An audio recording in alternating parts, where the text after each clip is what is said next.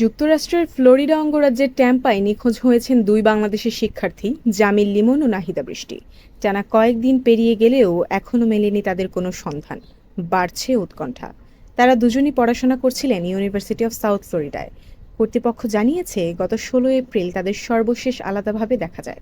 সকালে নিজ বাসার কাছে দেখা যায় জামিল লিমনকে, আর কিছুক্ষণ পর বিশ্ববিদ্যালয়ের ট্যাম্পা ক্যাম্পাসে দেখা যায় নাহিদা বৃষ্টিকে। এরপর থেকেই তারা নিখোঁজ। পরদিন এক পরিচিত ব্যক্তি বিষয়টি জানালে শুরু হয় অনুসন্ধান। স্থানীয় পুলিশ, বিশ্ববিদ্যালয় পুলিশ এবং অন্যান্য তদন্ত সংস্থা যৌথভাবে কাজ করছে। তাদের মোবাইল ফোনের তথ্য, সর্বশেষ অবস্থান এবং সম্ভাব্য চলাচলের পথ খতিয়ে দেখা হচ্ছে। তবে এখন পর্যন্ত কোনো অপরাধমূলক ঘটনার স্পষ্ট প্রমাণ পাওয়া যায়নি বলে জানিয়েছে কর্তৃপক্ষ।